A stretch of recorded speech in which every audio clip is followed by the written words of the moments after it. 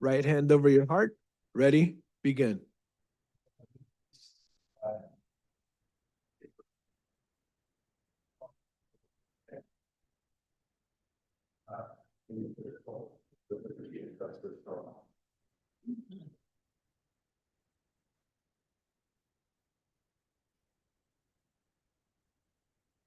Board members, the chancellor, faculty, management, and classified professionals offer gratitude and respect to the land's indigenous caretakers and affirm the district's intentions of maintaining the land's integrity and the Tongva, Gabrielino, Cahuilla, Payum Cahuichum, Luiseño, Serrano, and Cupeño tribes' legacy.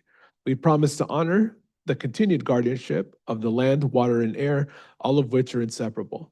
We are indebted to the caretakers of yesteryears, and the stewards of our institutions will honor the opportunity to live and educate upon these homelands. The information is there for accessing the meetings before, submission of public comments. Moving on to public comments. Board invites comments from the public regarding any matters within the jurisdiction of the Board of Trustees. Due to the Ralph M. Brown Act, the board cannot address or respond to comments made under public comment. And I have two comment cards here in front of me. The first is Monica Hernandez.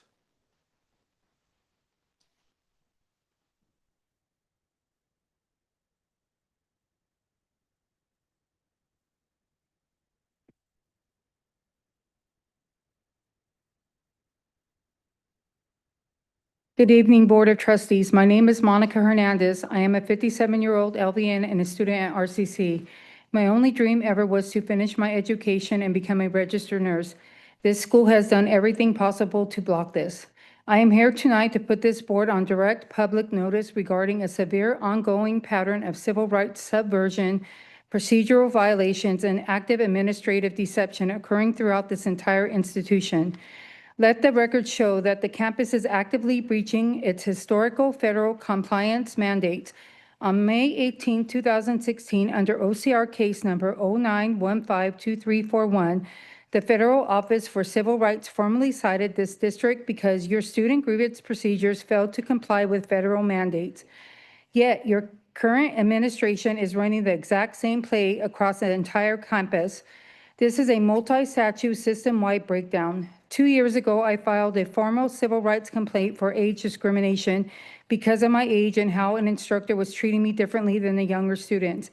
Your district compliance officer, Lorraine Jones, assigned an investigator who she said was from civil rights, who drafted a formal assessment where opening the admonishments were shared, including the prohibition of retaliation.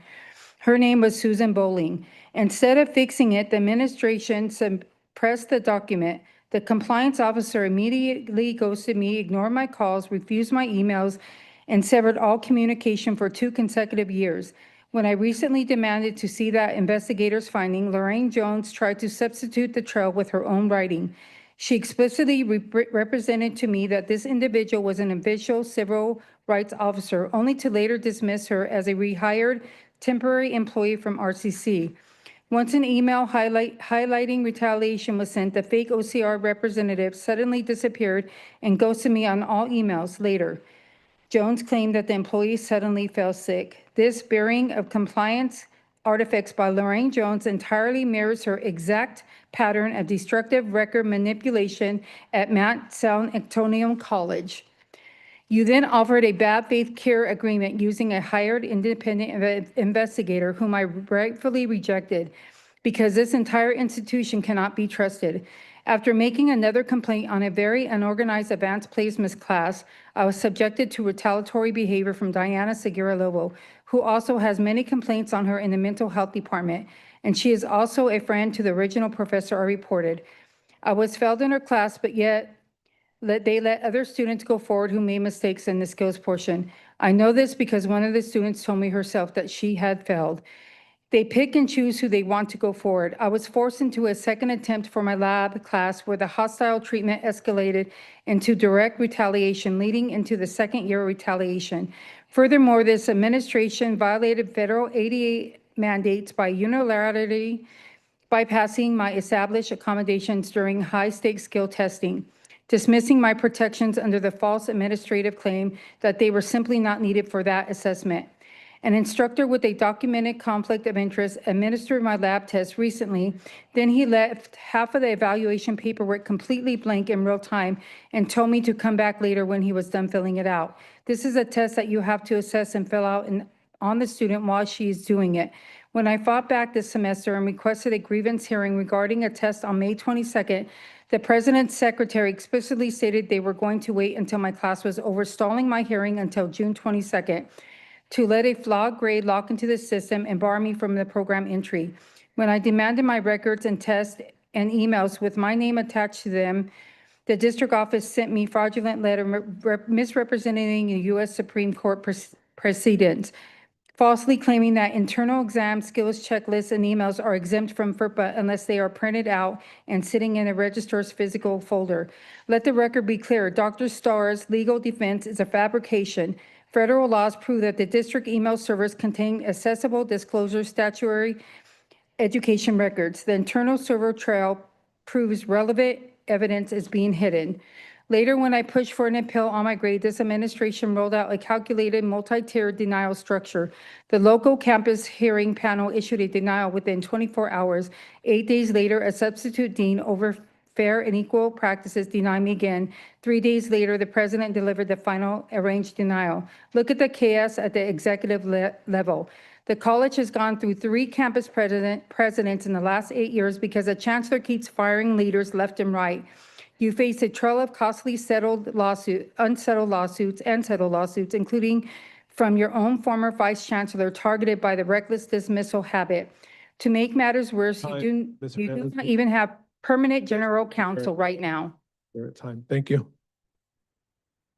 Thank you. Get it together. All right. Our next speaker is Walter Perez.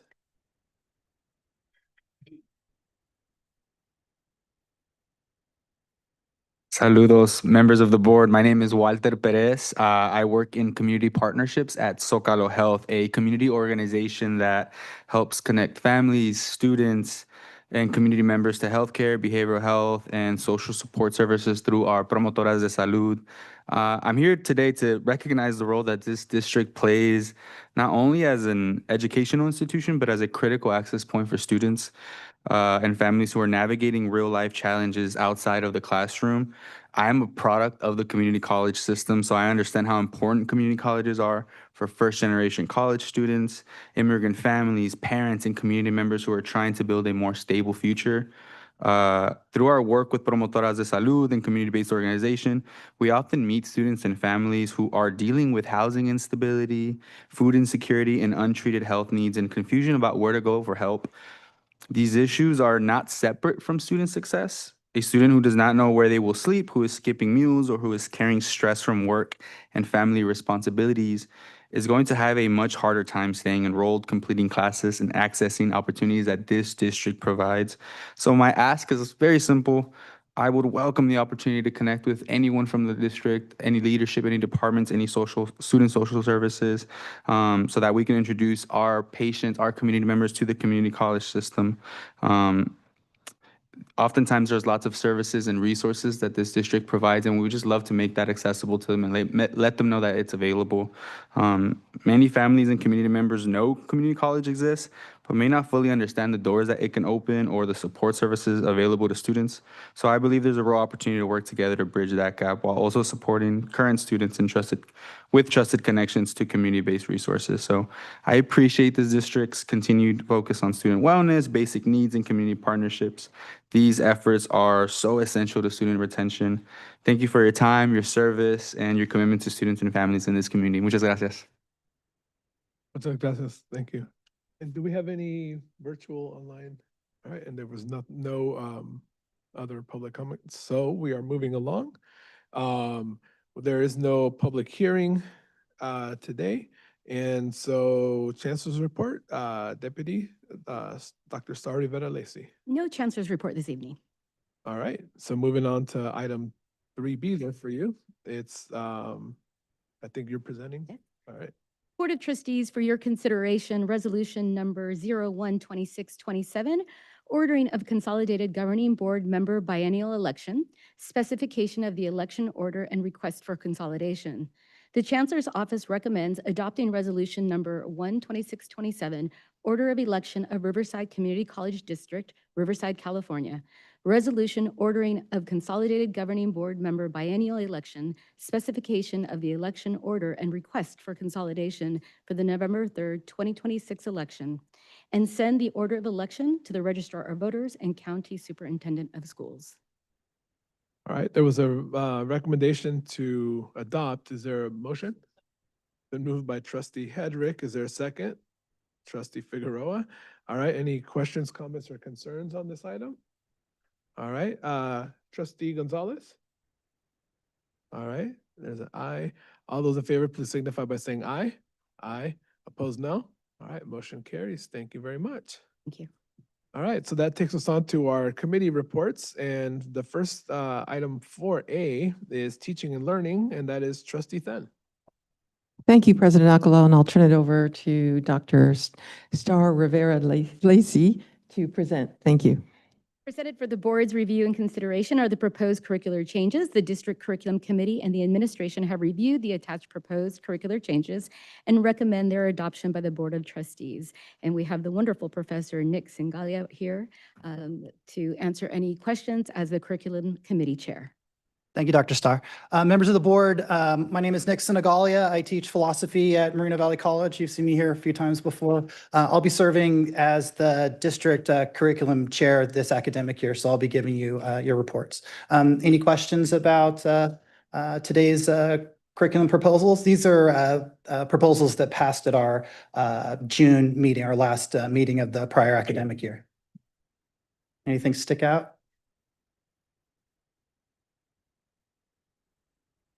Okay, thank you, everyone. I'm going to ask you to just stay up there for just one more moment. I'm going to ask committee members if they have any questions, just to confirm. No, and if board members have any questions or student trustee. No. All right. Well, then, thank you very much, and we'll move forward. Thank you. Trustee Then. All right. Moving right along, our next item, item 4B, is Advancement in Partnership Committee. Trustee Hedrick. Yes, we have a presentation this evening on workforce and economic development, and including our annual update. Vice Chancellor Goldware. Good evening, thank you. I'm pleased to provide an update on the programs and services managed through the District Workforce and Economic Development Office, known as WED, on behalf of Dr. Deborah Mustaine and the Small But Mighty WED team. A number of them are in Ohio now with the America Makes members folks, and I'll talk a little bit more about that later. In institutional advancement and economic development, WED is truly unique due to its charge as an external facing unit and revenue generating office. Through this charge, Workforce and Economic Development. Oh, can you go back? Sorry, Bianca. Go ahead and leave it there. Thanks. WED staff work primarily in collaboration with employers, entrepreneurs, local, state, and federal agencies, funders, and other post-secondary partners and community-based organizations to improve economic mobility and regional prosperity. Go ahead. RCCD's Workforce and Economic Development Office continues to make a regional impact through our strategic partnership work throughout the Inland Empire and Southern California, empowering both job seekers and job creators. One highlight of the work this year has been the development of the California Capabilities Corridor, or C3, which is strengthening production and logistics across multiple technology sectors. This work is being completed in partnership with Ventura County, the City of Long Beach, in addition to the County of Riverside, City of Riverside, and multiple private and public partners, with the aim of establishing new companies and strengthening existing companies within Riverside County and across Southern California. Next slide, please. The district's collective set of workforce resources and programs are broadly designed to increase prosperity through gains in certification and degree attainment, and subsequently across to good jobs both within and outside of traditional career education programs. WED holds a unique role in the district ecosystem, providing not-for-credit training through Employment Training Panel and other grant-funded projects for new and incumbent workers and entrepreneurs. As RCCD collectively works to move the region's residents and communities from poverty to prosperity, WED staff are engaging in a focused and intentional effort to foster development of and support for innovative industry standard training that, when aligned with college, non-credit, and credit-bearing education programs, can help to meet the region's needs for skilled job seekers and new job creators, both now and in years to come. Next slide, please. As shared earlier, the development of the C3 was a key focus of our regional work this year, but this is just one example of the external-facing work of WED. You've heard of the Apex Accelerator from Director Valerie Piper and about the impacts Apex has on the Inland Empire businesses and their success in governing contracting, with millions of dollars awarded in just the past few years. The work in Paris and in Norco, in partnership with FedTech and the Inland Empire Tech Bridges, continue to improve business opportunities for local entrepreneurs, innovators, and investors. And our upskilling efforts have helped employees to advance into better paying careers. Next slide, please. And while we continue to work to secure the future of the region's economy and its workforce, we reflect on our accomplishments and opportunities for growth. I'm proud to share that this year, WED helped to secure over $25 million for regional investment, including a new initiative anchored by America Makes, the nation's first public-private partnership focused on development of additive and adaptive dual-use manufacturing capabilities. Through this effort, RCCD joins organizations such as JPL, Jet Propulsion Lab in Pasadena, Lawrence Livermore National Labs in Berkeley, and dozens of other public and private partners in securing our nation's reindustrialization. Investments in the Inland Empire's capabilities as part of the larger Southern California network will be captured in our new public data dashboard and reflected in partnerships that demonstrate true economic impact. The work with Riverside's Phoenix Technologies is one example as they develop novel technologies to serve new markets, with support from multiple partners, including FedTech, the Apex Accelerator, Inland Empire Tech Bridge, and UCR. We also continue to champion equity, access, and inclusion of the region's underserved individuals through our ongoing work with the Youth Action Partnership and VetSynTech to ensure the economic opportunities reach communities that can contribute and benefit from them. Next slide, please. As we look into 26, 27, and beyond, we see opportunities for growth that will define the next iteration for the Inland Empire. These include continuing working in upskilling and reskilling workers through not-for-credit training, continued expansion of services through our Inland Empire Tech Bridge and Maverick Labs in support of C3, and the formalization of systematic partnerships that we catalyze action for years to come. Next slide. The work of WED is small but mighty. Team is measurable, focused, and impactful. We appreciate the opportunity to continue to serve job seekers and creators in the district, and it is my sincere pleasure to work with this small group. So I'm happy to try and answer any questions on behalf of them.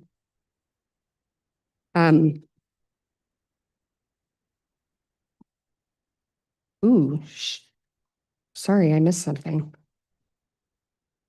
Somehow I have more slides than I have.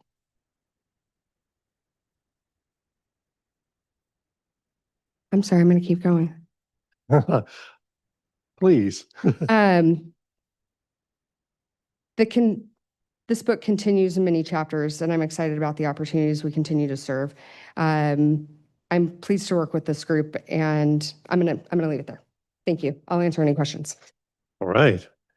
Thank you so much. Are there any questions from committee members? Yes, sir. Hi, Vice Chancellor Goldware, Board of Trustees. Good evening. I remember hearing about the Apex Accelerator work, and I was really excited about it. And just seeing all these company names, government like offices and partnerships. I guess I'm just wondering how we see the impacts of this from our students. Like, are there any stories out there of like our alumni going out and securing jobs, internships, apprenticeships, or anything like that? Or is it mostly like folks who are already working in these industries, and then we help sort of uptrain them from there? So is it kind of like outward coming in, or do we have sort of students throughout the district kind of going out, and where would we be able to see that? So it's a little bit of both. I think you can use an example of the alumnus of the year a couple of years ago.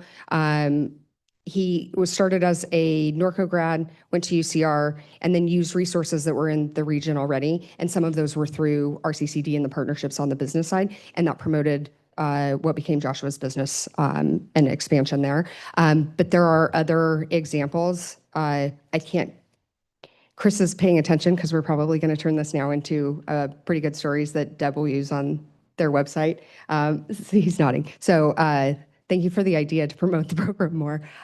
There are a few stories, but these are the programs with the Tech Bridge are only a couple of years old. So there absolutely are programs. In fact, the director running that program is adjunct at MDC and ran entrepreneur programs there. So, but is also a veteran, and that's where those ties come in, and they're able to pull on those pieces. So, and Apex and the Tech Bridge absolutely connect with each other, and they feed each other. Yeah.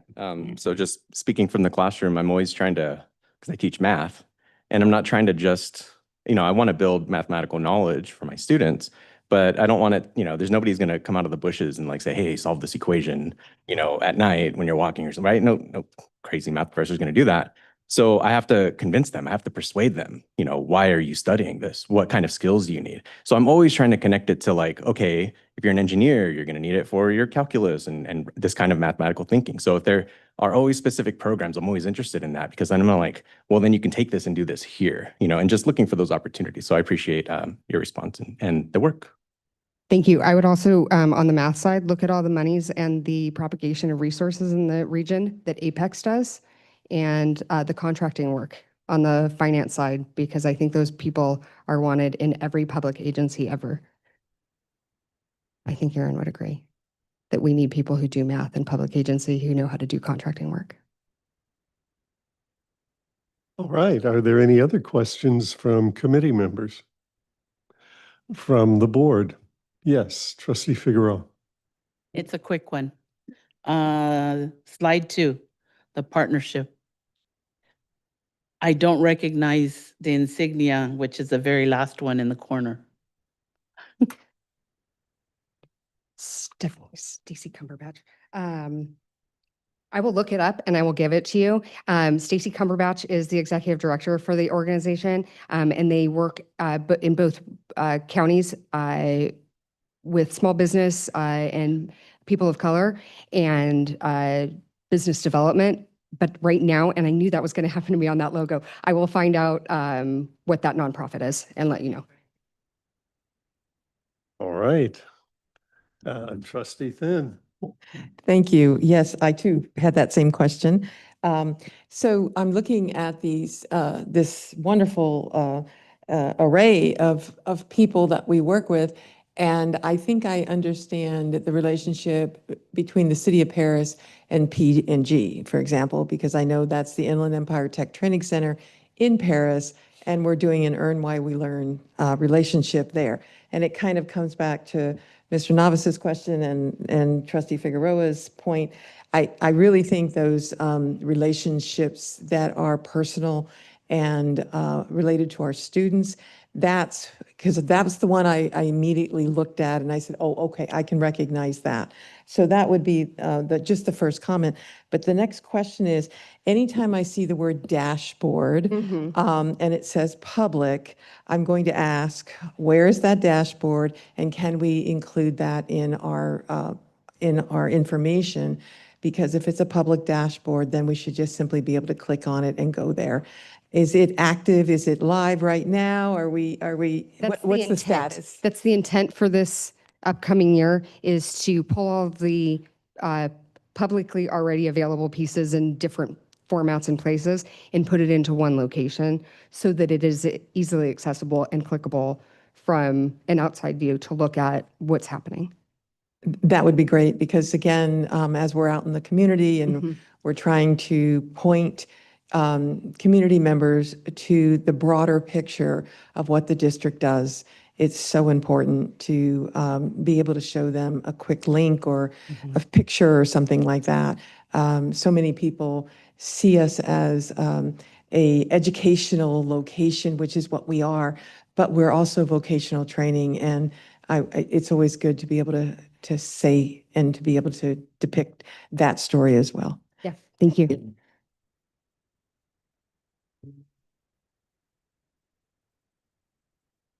So much. Stacy Cumberbatch is with Blended Impact. Thank you. Linda didn't. All right, thank you so much, Vice Chancellor. All right, thank you very much, Trustee Hedrick. And now moving on to resources. So item 4C, the first item that we have is a Measure CC project redistribution. Mr. Brown. Thank you, Trustee Alcala. Through a detailed project planning for a number of different projects, through cost validation, infrastructure assessments, and the receipt of additional state capital funding, the district has identified opportunities to reinvest available Measure CC resources on priority projects within the colleges. The proposed redistribution maintains the board-approved total funding allocations by site while enhancing infrastructure investment, expanding project scope and where appropriate, and increasing the overall value of the district's capital improvement program. With that, I'll turn it over to AVC Aga. Thank you so much, Vice Chancellor Brown, and good evening, everyone. Today updates summarizes Measure CC redistribution across Moreno Valley College, Norco College, Riverside City College, and district-wide programs. Next slide, please. All right. In June 2025, the Board of Trustees approved the $954 million Measure CC funding allocation as follows. $256 million for Moreno Valley College, including the Ben Clark Training Center project. $268.5 million for Norco College, including investment at the Corona Education Center. $399 million for Riverside City College, including the development of the Inland Empire Technical Trade Center. This also leaves $31 million as a reserved funding for planning initiatives, program resources, and small contingency for projects. Next slide. The June 2025 board approved projects are listed in this table for each campus and site, along with the total Measure CC allocation and the state capital outlay funding associated with the state approved projects. In June 2025, the district had 6 state-funded projects across 3 colleges and the Ben Clark Training Center, and a total of 16 projects, including in the Measure CC bond program. The state allocation was estimated at $215 million, as shown in the green cell here. These allocations establish the baseline for each campus and serve as the foundation for the redistribution update presented today. Next slide.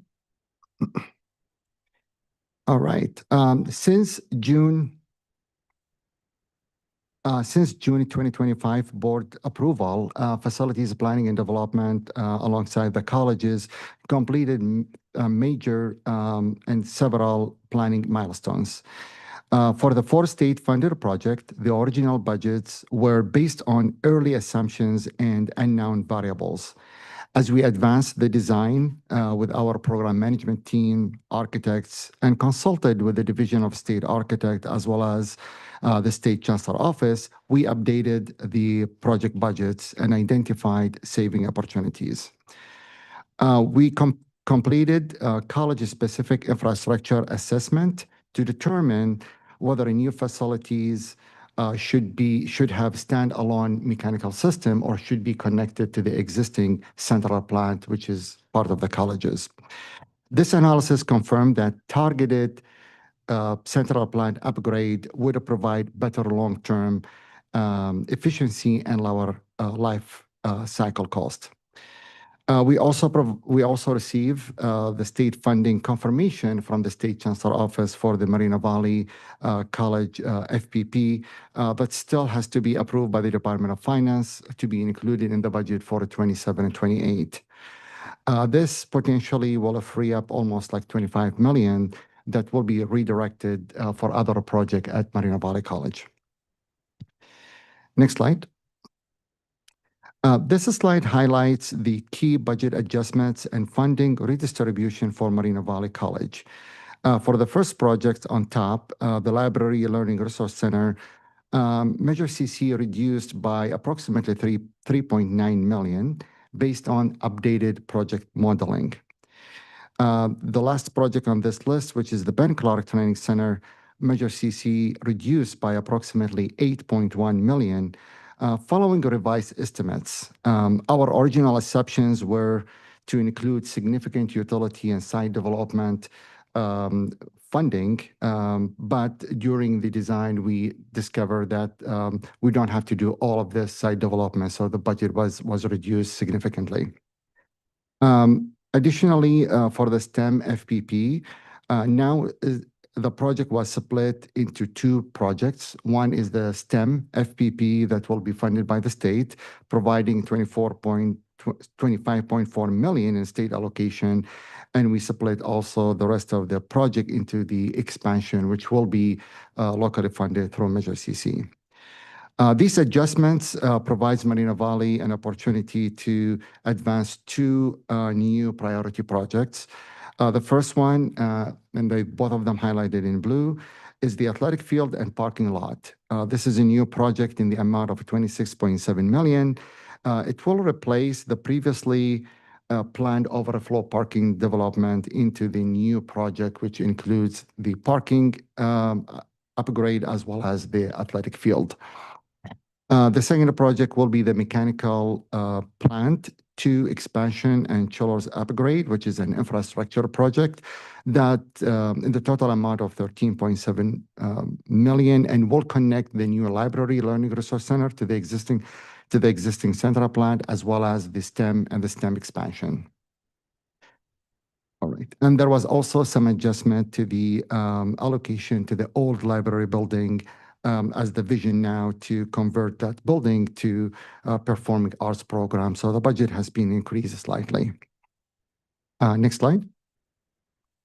Similar analysis was completed for Norco College, and this slide also provides the key budget adjustments and funding redistribution. We looked at the Library Learning Resource Center and Student Services, and that project recognized saving of 7.3 million based on the updated cost estimates and refined budget assumptions.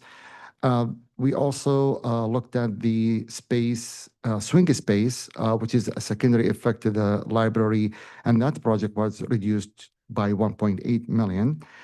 These adjustments provides Norco College the opportunity to advance a new project, which is the central plant F1 chillers upgrade to connect the new library learning resource center, student services to the existing central plant, and instead of having a standalone system that will be a burden on operational, the campus operation over years. The rest of the project at Norco College has no changes. Next slide. For Riverside City College, key budget adjustment and funding redistribution is limited to one project, which is the advanced technology as a state approval projects, and the state increased the funding allocation by 1.136 million, and that was highlighted in red. All other Measure CC allocation remain unchanged for Riverside City College. Next slide. This table summarizes the proposed Measure CC projects redistribution across the 3 colleges. The overall Measure CC allocation remains unchanged, and the total is 954 without changing the college-specific allocation. The increase in state funding, as highlighted in green, is now 241 million. From the original budget was 215. So there's an increase about 26.5 million. With these updates, the total number of Measure CC projects increased from 16 to 19 projects now, adding these 3 brand new 3 projects. Next slide. In summary, total Measure CC 954 million has not changed, and the allocation for each site, for each college still the same. State funding increases from 215 to 241.6 million, mainly for the 2 projects, STEM, FPP, as well as the applied technology funding increase. New projects being added is the STEM, FPP, in new Moreno Valley athletic field and parking lot, Norco College mechanical plant expansion, as well as Norco College F1 chiller upgrade. Next slide. And with that concludes the presentation, and I'll be happy to answer any question you may have. All right, thank you very much. Are there any questions or comments from committee members? All right, trustees? No, okay, just as a very quick, before we ask, we do have specific updates on each of the projects that are listed here coming up. So if you're asking about just anyone in particular, just know that there is a specific presentation coming on, right? November. No, there's. Here. That's correct. Yes. That's correct. Yeah. Yes, yes. So just to kind of that, so. Yes. Trustee Figueroa. Yeah, it's actually not a question. It's just a comment. I'm totally amazed at how much work you guys have done in the whole risk redistribution part. I mean, the success that we had with the first bond measure was based on how this district handled everything financially. We never got caught up in any kind of scandals or frauds like unfortunately some districts did up and down the state. And so I have to say that again, you give us a whole lot of less anxiety for all the work that you do. And something like this totally exemplifies that reputation that you have of being able to take what we have and still make it even better. And that's something that I don't think a lot of people would even think of, but you have. So I just want to congratulate you on that part. That's all. Thank you. Appreciate it. Great team led by Hussein. Yeah, I mean, when we first came to the board a year ago and we had the allocations established, I mean, there's a lot of unknowns at that point when we were trying to estimate the cost. If you remember, we had got independent verification with as many unknowns as there were to try to identify it, and didn't leave us a lot of wiggle room on it. But all through the planning process, and again, taking some of those things that we had to provide contingency for and were no longer needed, and then provided an opportunity, and actually a really great opportunity. And you'll see later when the explanation comes on the chiller projects, we had originally planned for individual HVAC systems on each of the new buildings that we were building, which is not the most efficient way to run it. But we didn't have enough money to do anything else at that time because it was completely allocated. But as Hussein will get into that more, you can explain what the benefits of having the investment in the updated chiller projects as we go forward. So thank you. Any other questions or comments, or we can move along on to the next project? All right. Oh, sorry. Trustee Gonzalez. Thank you. Hello, is this thing on? No. Hi. Thank you so much for all the hard work that you all have put into this. I do want to say that seeing the amount of effort and also the amount of, my goodness, money that is put into each of this, and you guys really had to figure out like how to disperse this money and where it goes, right? And I'm sure that there were multiple committees that you all went through to include each and every campus and their structures. One thing I do, and I am curious, and I've had multiple students ask for larger engagement centers, crowded engagement centers that they could, utilize larger space. How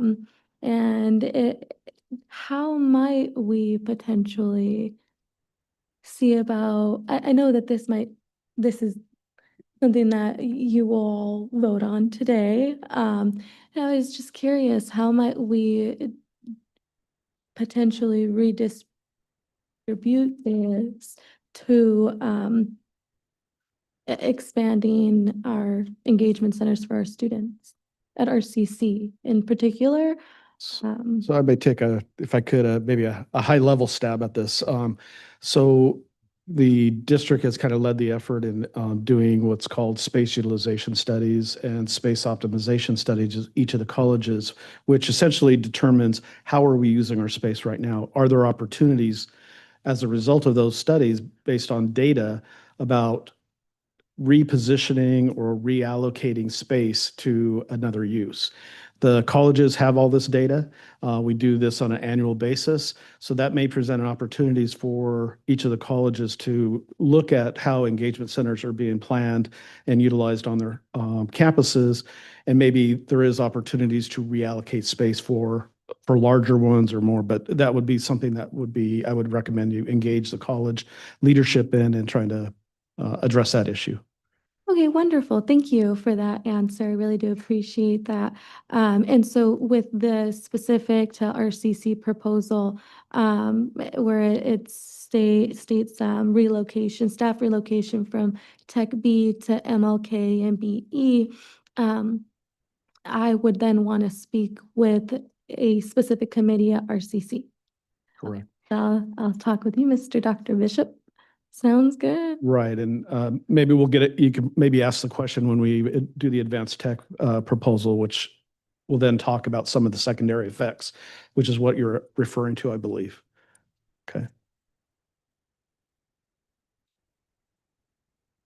Okay. All right, so we're moving along. All right, so our next item, item D, is the Moreno Valley College Athletic Field and Parking Lot Project.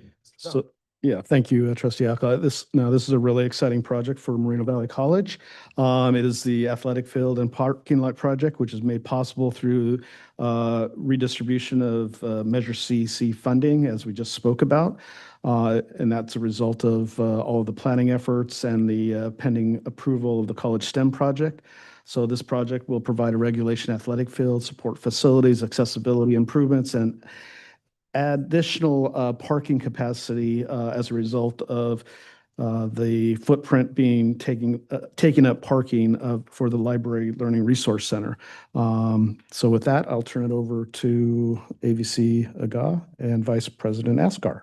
Thank you so much, Vice Chancellor Brown, and good evening again. Today's presentation advances a key project of Moreno Valley College Comprehensive Master Plan project that supports the college long-term instructional, athletic, and community needs. It focuses on the athletic field and parking lot projects, which is a Measure CC project stated by Vice Chancellor Brown through the funding opportunity through the redistribution and the state-funded projects. Next slide. This project represents a significant investment for both the district and Moreno Valley College. It will be guided by a dedicated project planning committee actively involved throughout all phases of the project, from planning to design to construction.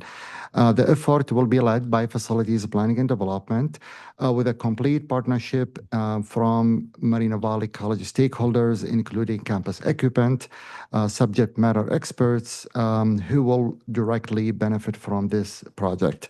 The planning process will also be supported by key district department, including IT, information technology, risk management, and student services, as well as police.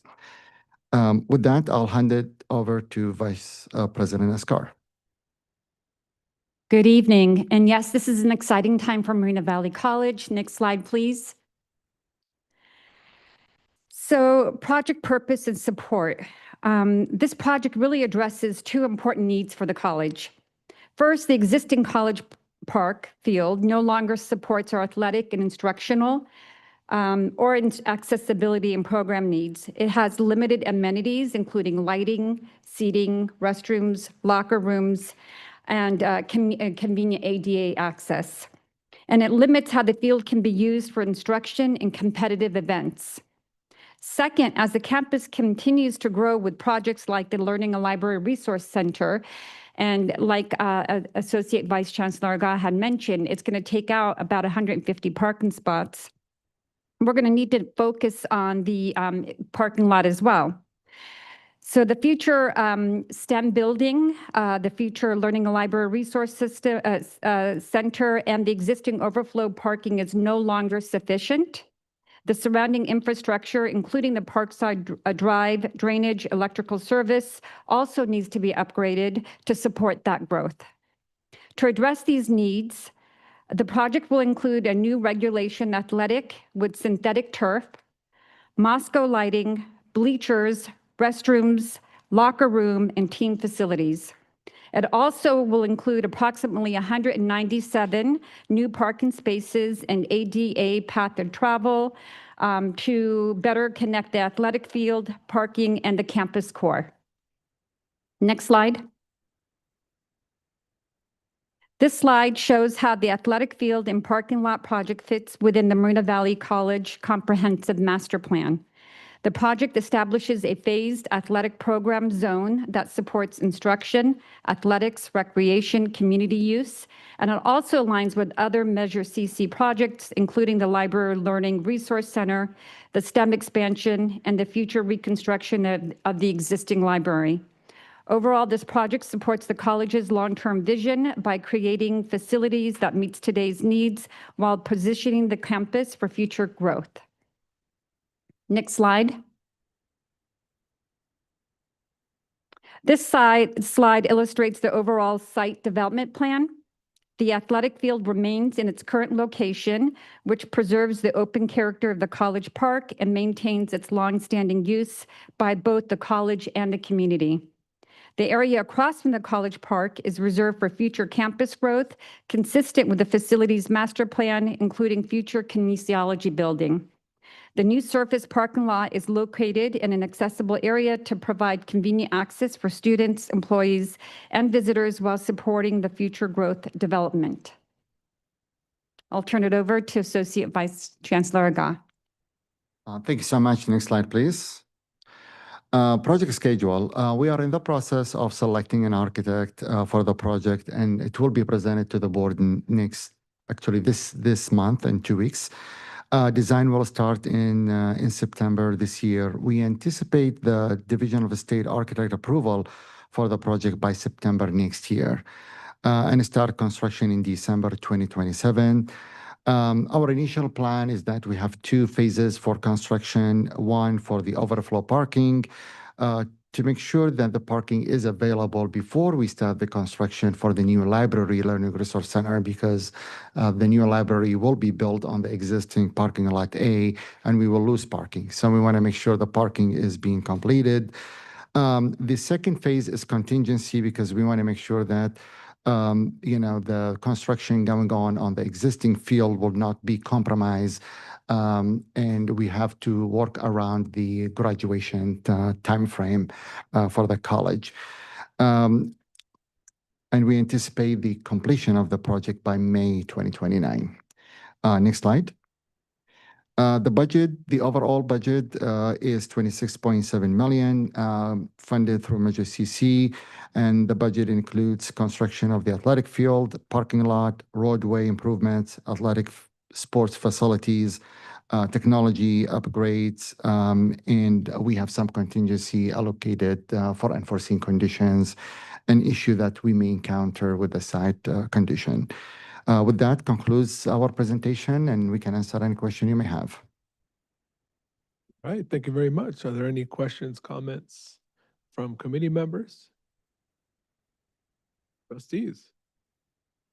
All right, Trustee Figueroa. Thank you. Okay, again, very impressive. Something that Moreno Valley definitely needs is more green space. And so it's absolutely perfect that and we've talked about it for a long time. I know Vice Chancellor Brown remembers all of the conversations, but we've never been able to achieve it. And that we're achieving it now is just absolutely wonderful. So I have a question. I don't know what this is, but what is Musco lighting? When you go to the Riverside City College and the big tiger, football field, all this lighting, they call them Moscow lighting. The high, it's about like 30-foot high lighting with big zoning, provide a great illumination. They call them Moscow lighting. That's an industry term. It's a company that produced them and called Moscow. Okay. Because I note that the field is behind the college, so it's pretty much removed from next to the residential areas, because I know that the one concern that residential areas happen to have when we're doing anything athletic is the lighting. The noise is the second part, but the first one is the lighting, because a lot of the homes that are within that range, when they have some of this huge industrial type lighting, which is, I guess, what Musco lighting would basically be, it's like there's, some concern as to whether their homes are going to be inundated with a lot of light during the times that, are not now visible.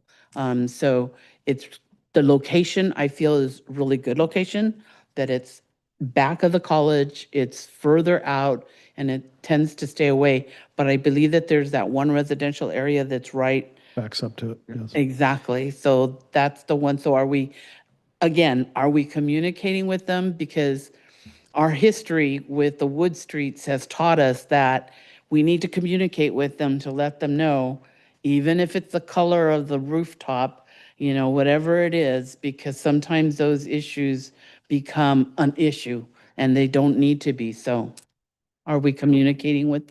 Trustee, it's very interesting that you point that out. In the architectural design, as we're discussing these topics, I keep hearing lighting pollution. It's a new term for me. So yes, it's highlighted, it's discussed, and we are addressing that as well.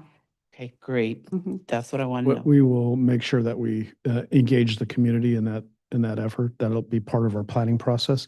And I don't mean to put you on the spot, Hussein, but does this project also involve an environmental study as well? So Yes, we are in the process actually of engaging environmental consultant, of which they're going to look into the noise, the lighting, and everything.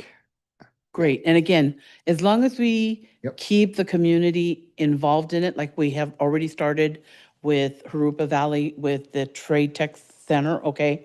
So that they know that they're a part of the process.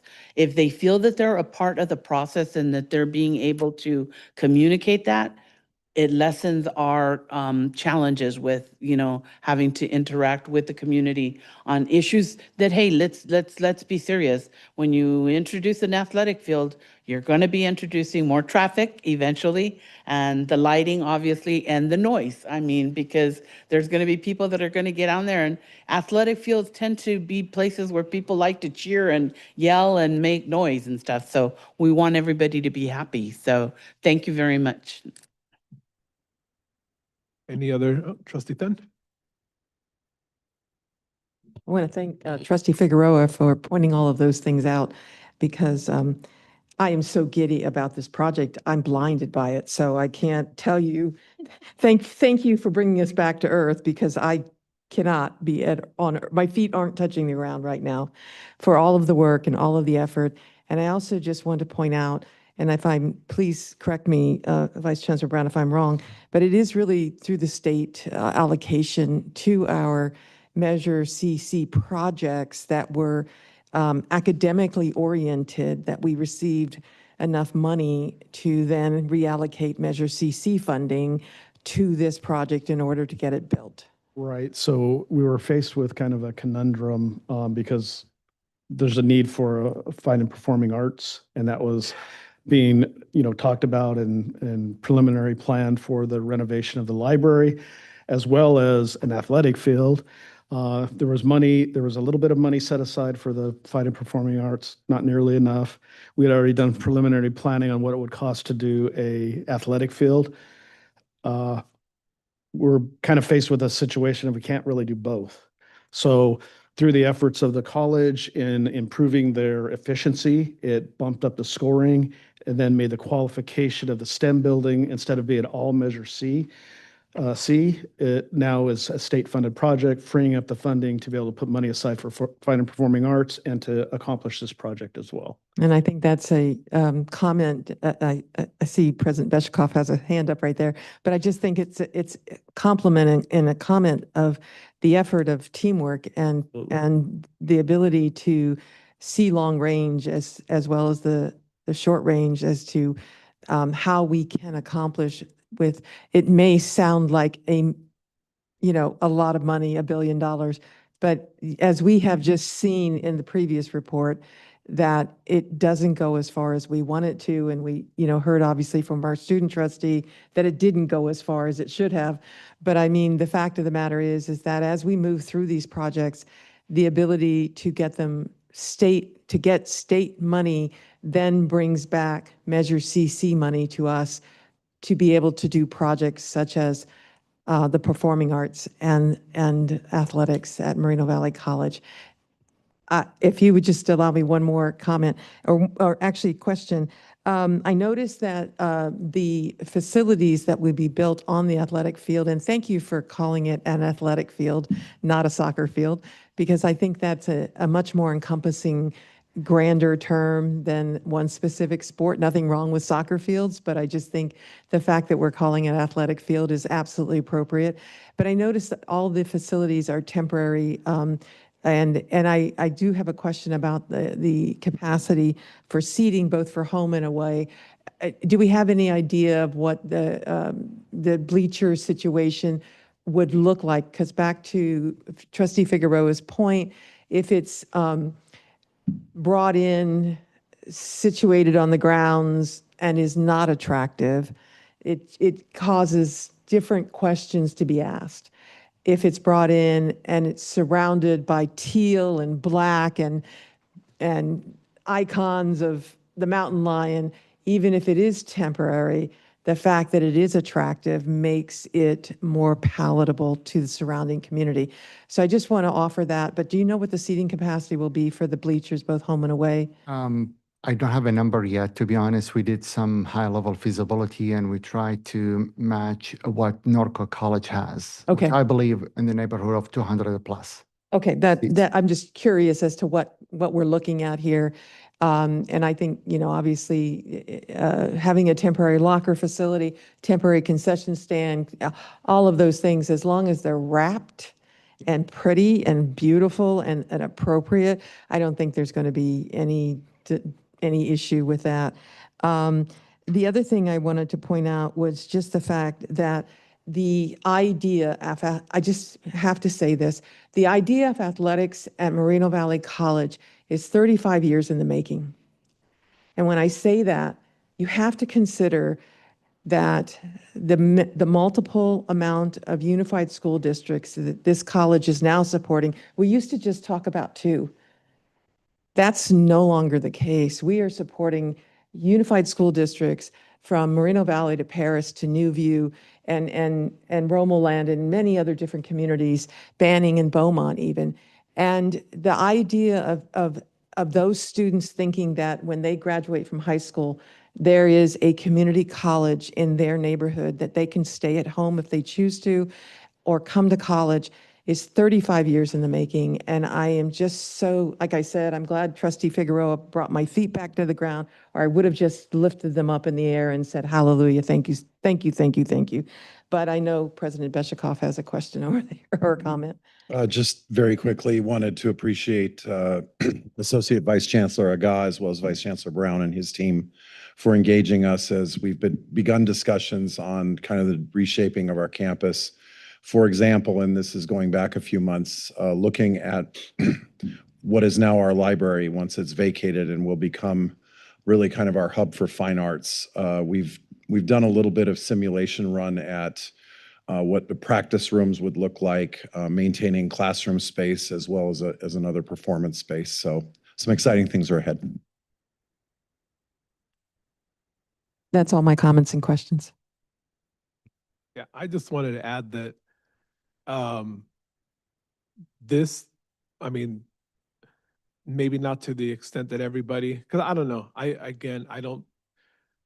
don't look at any one of these as mine, right? All three, all of us should feel these are all ours, right? Regardless of your trustee area, right? Like, so this, for me, the bigger picture is that all 3 of our colleges could now start to have the full comprehensive, the academics, the athletics to some extent, and visual performing arts to some extent. And so I can't give enough credit to, I know the work the chancellor has put, your office has put in, the colleges have done, because without all of that and the work that this trustee board has done in whatever our piece has been throughout the different levels in advocacy, here we are saying this way sooner than we thought we were going to be able to. So I just want to give kudos to everybody, the roles that you play, my colleagues, because I know that was always the thing, right? It kind of stuck, like Norco was getting there, right? And then Moreno Valley, the fact that we are,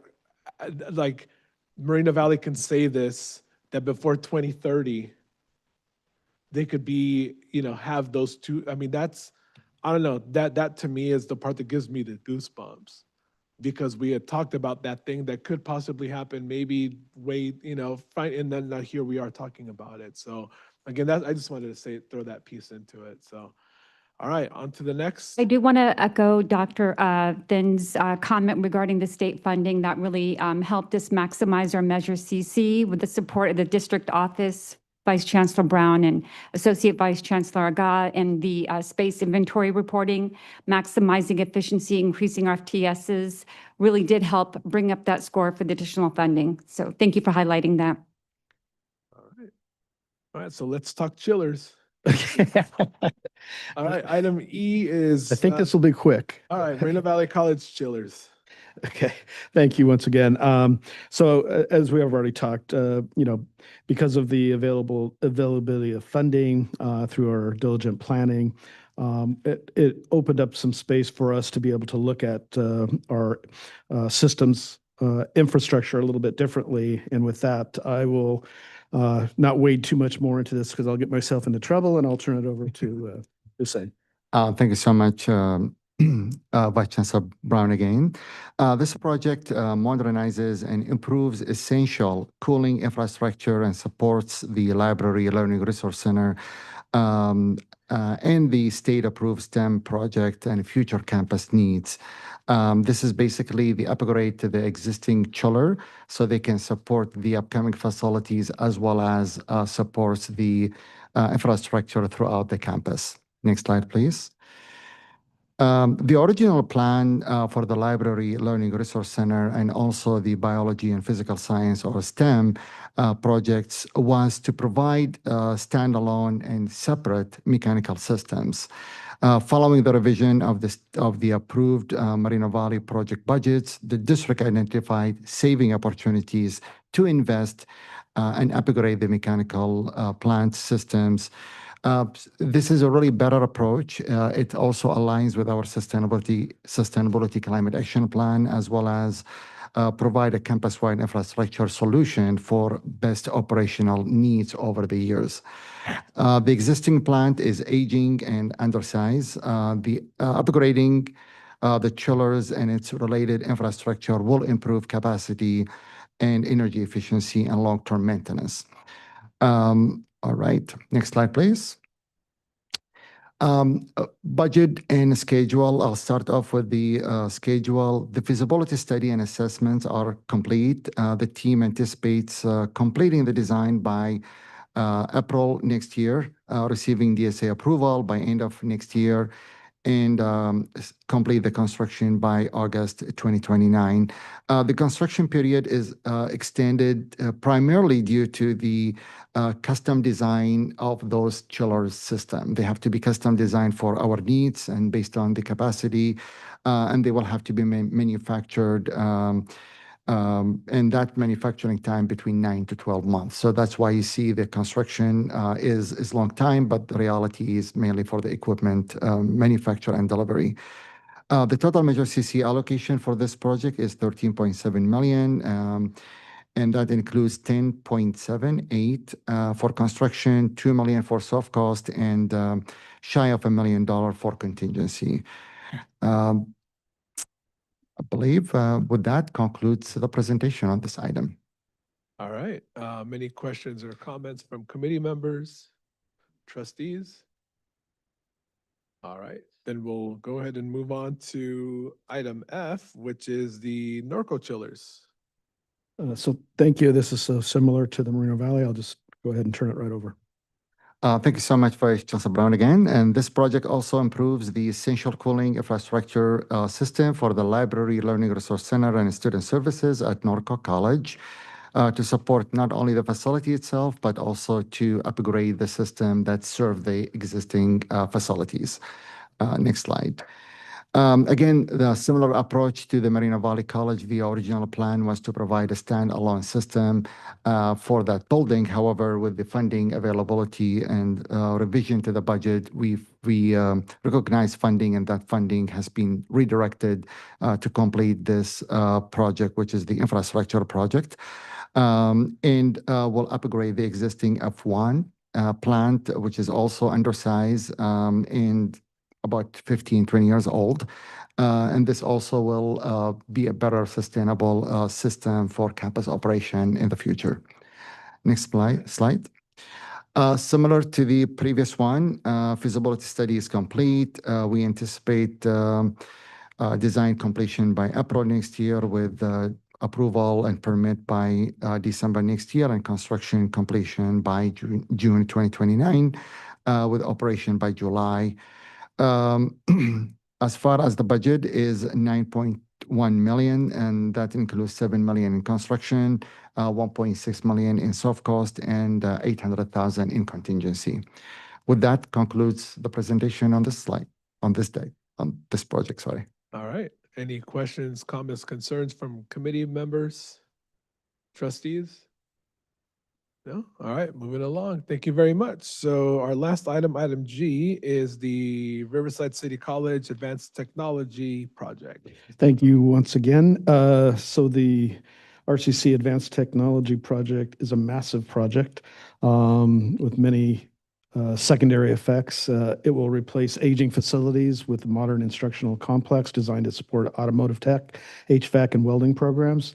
Along with the associated relocation infrastructure improvements, the project will expand instructional capacity, modernize learning environments, and strengthen workforce training opportunities that support regional and economic needs. And with that, I'll turn it over to Hussein and Vice President Baum. All right. Thanks so much again. Today, we will provide overview of the project scope, the educational programs for the new facility, the required secondary effect associated with the advanced technology project, space planning analysis, schedule, and budget. Next slide.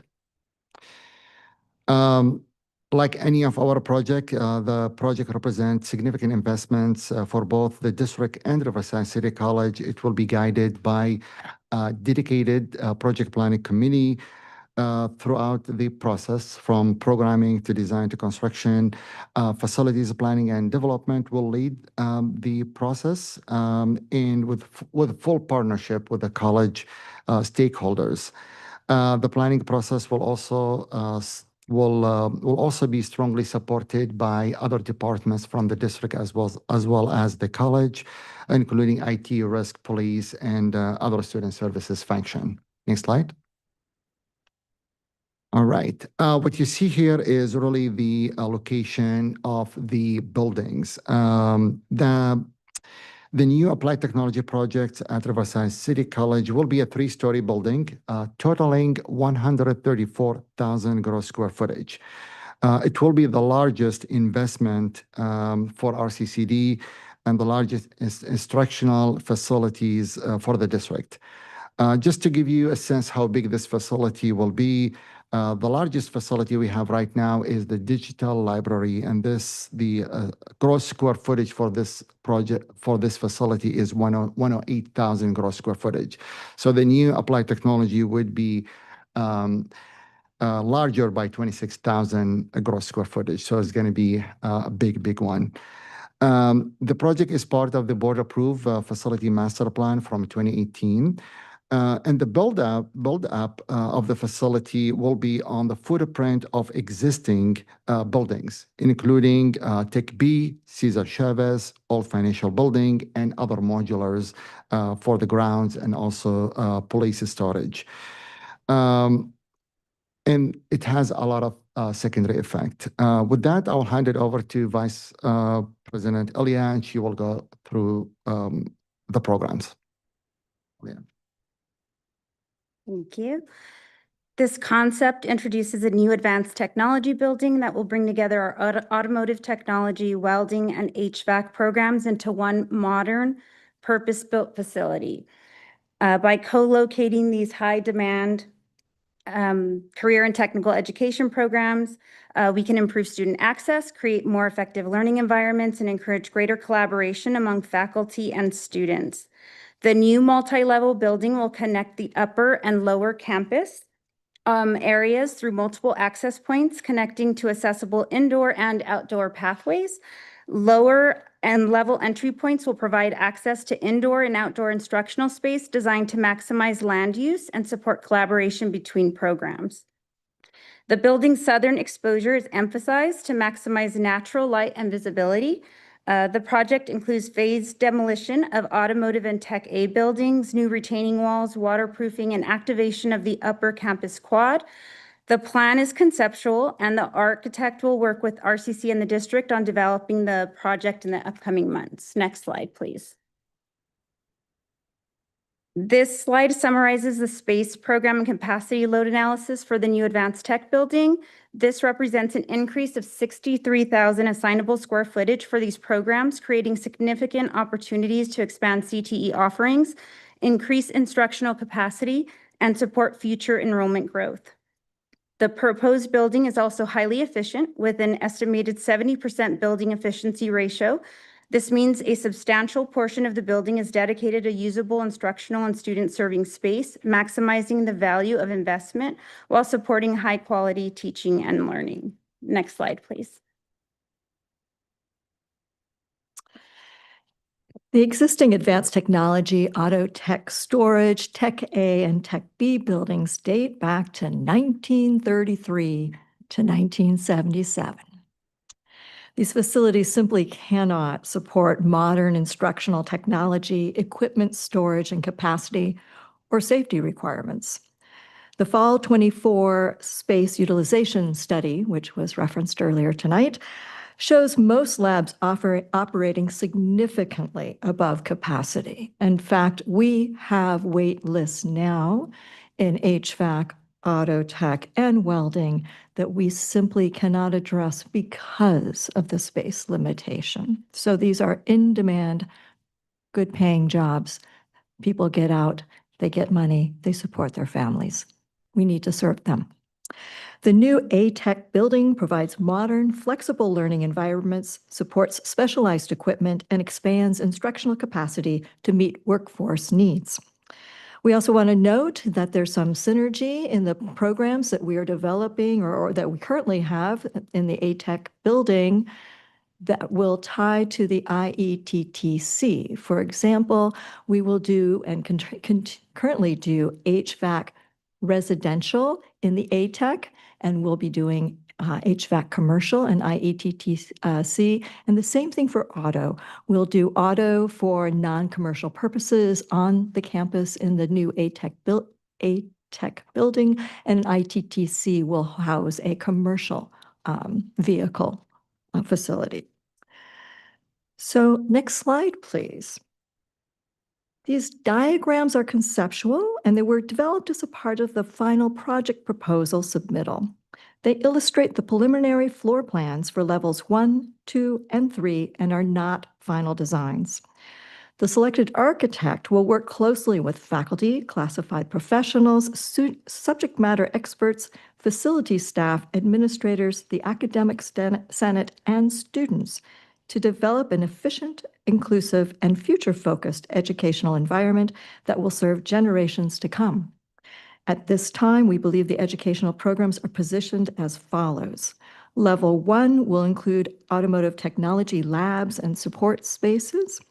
Level 2 will house the HVAC labs, classrooms, and support spaces. And Level 3 includes the welding classrooms, offices, and shared instructional spaces. Importantly, the building is designed for flexibility and cross-disciplinary collaboration. Next slide, please.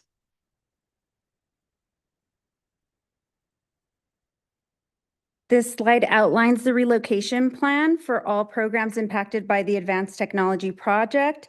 Tech B currently houses international students, printing and graphics, and district marketing and communications. The old financial building contains district IT, TSS, storage areas, and the network operations center. In addition, several maintenance and operations, grounds portables, and police storage units will be relocated to appropriate campus locations.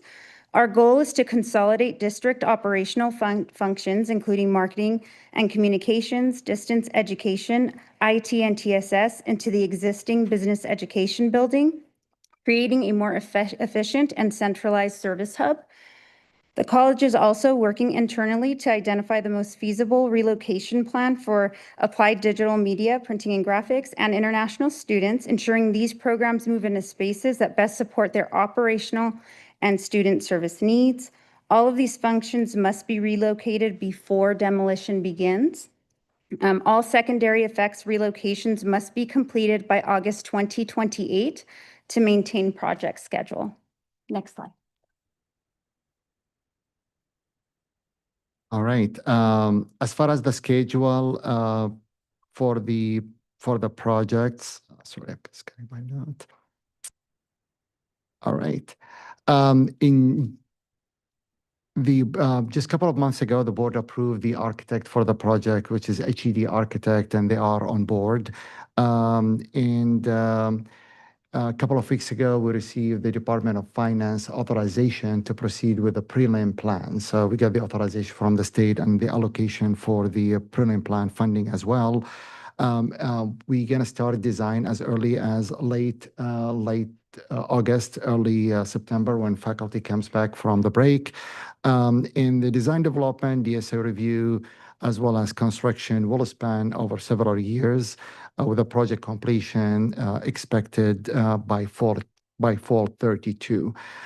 Normally, our project takes about 2 years. This project may take up to 2.5 to 3 years because of the size of the project and other secondary effects associated with it.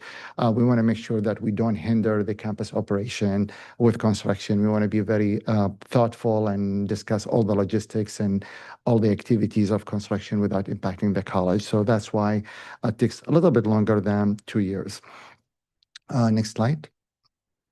The total project budget for the applied technology is $204 million, and that includes 71.7 from the state, plus 132 million, 0.3 from Measure CC. There are two secondary effects associated with the project, which is the first one is the relocation that Vice President Elliott talked about, moving different occupants to different buildings, and that project is about 21 million. And there is also a central plan that will be dedicated for this large building because there is no existing capacity to really cool this building. So there will be new central plan also associated with this project in the amount of 20 million. With that, I believe concludes the presentation for this project. All right, thank you very much. Any questions or comments, concerns from committee members? Maybe just because I'm in one of the buildings and I'm picking it up, it says demolish and relocate in the slide. Perhaps we could just flip that and relocate and demolish. I would appreciate that. We will make sure to move you before we demo. Yeah, or at least let me know so I can call in that day. Either one of them.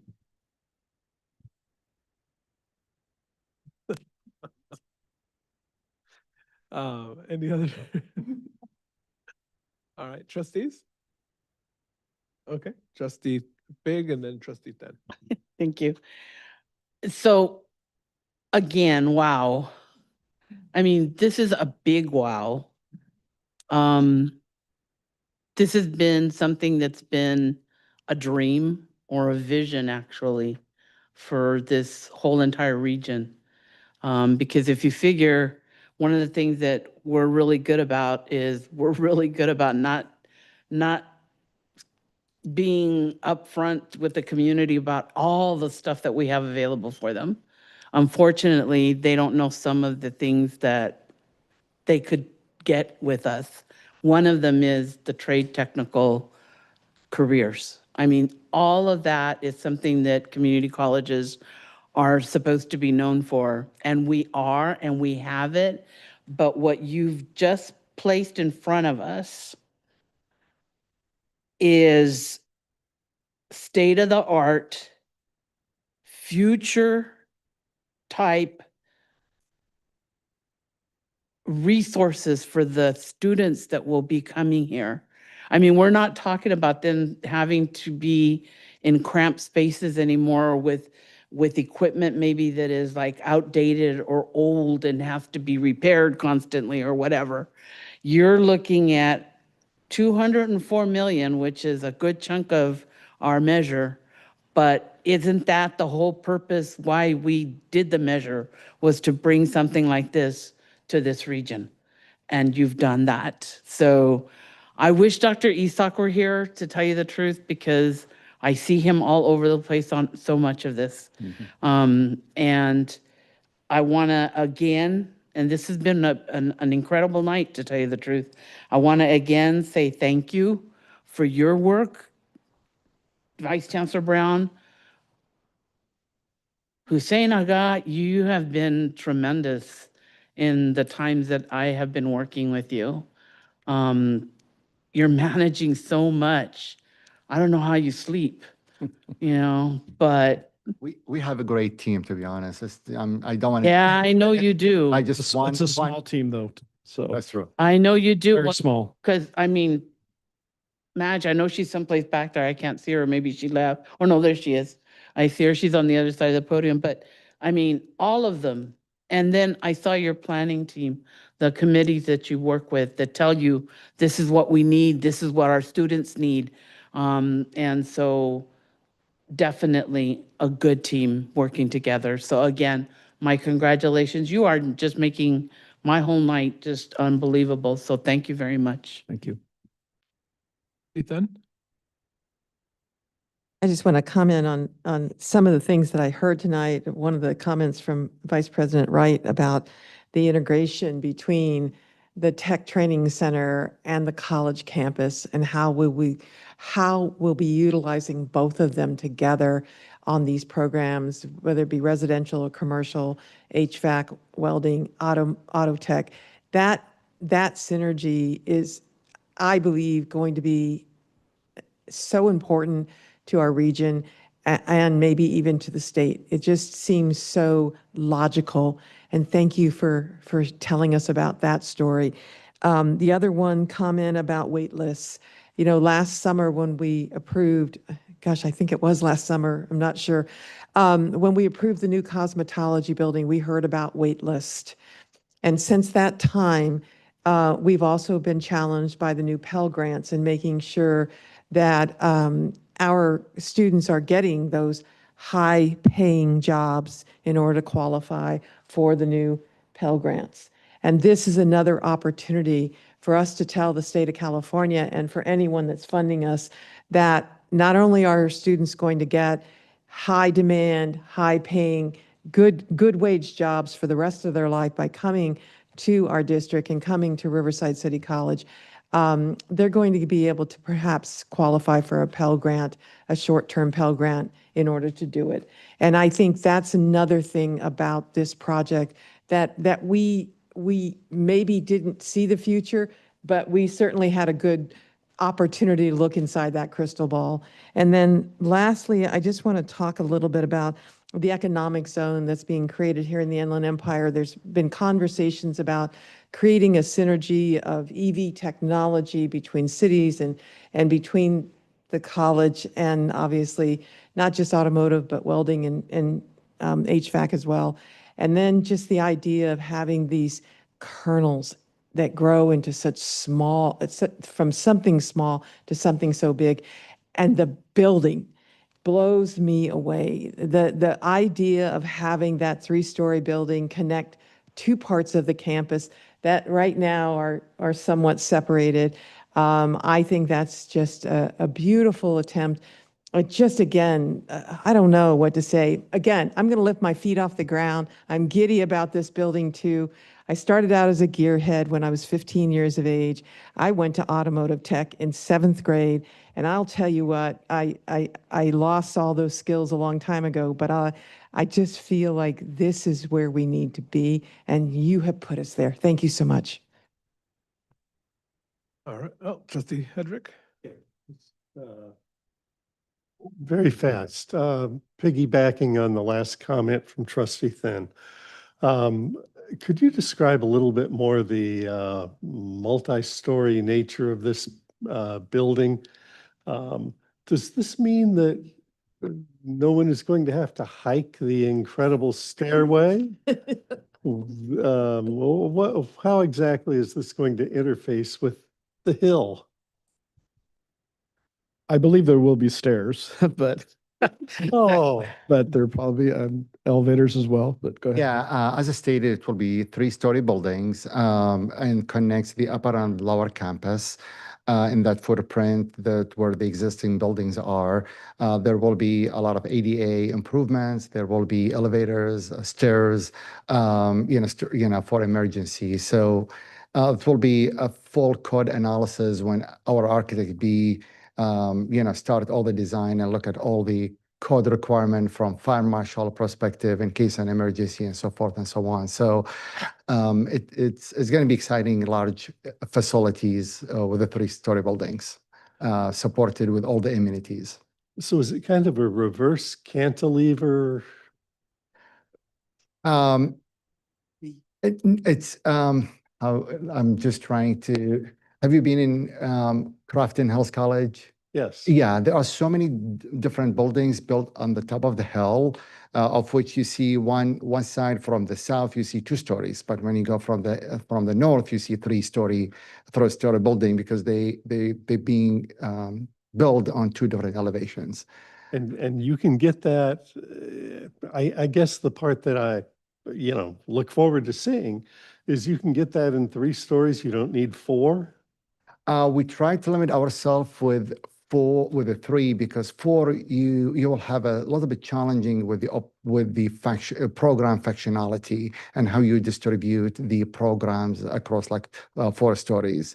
I don't believe we have a restriction with the height, but I believe based on the footprints and the real estate we have, we can manage the 134,000 within 3-story buildings. Well, maybe that first floor will just have very high ceilings.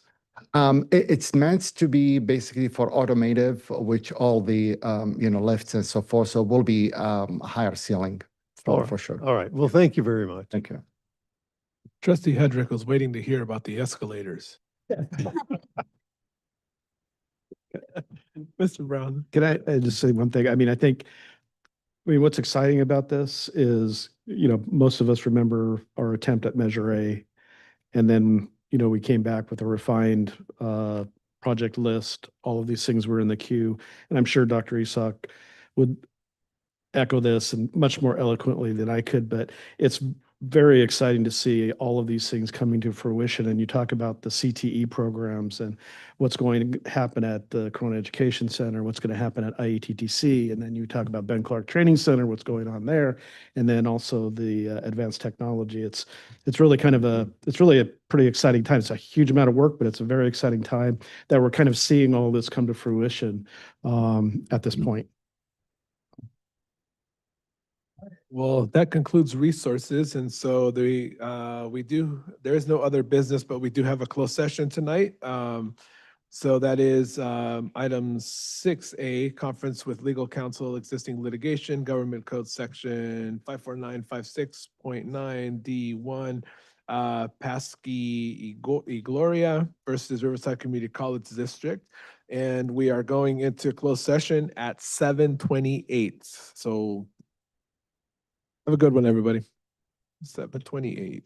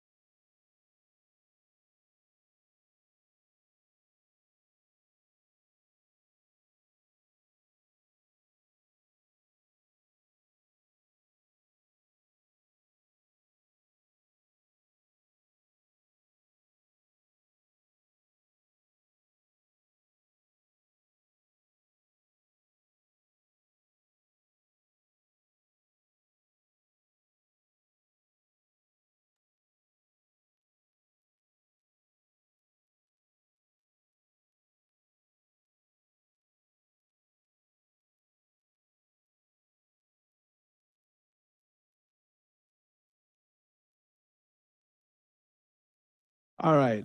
Open session reconvened at 8:35, and there is no reportable action, and we are adjourned.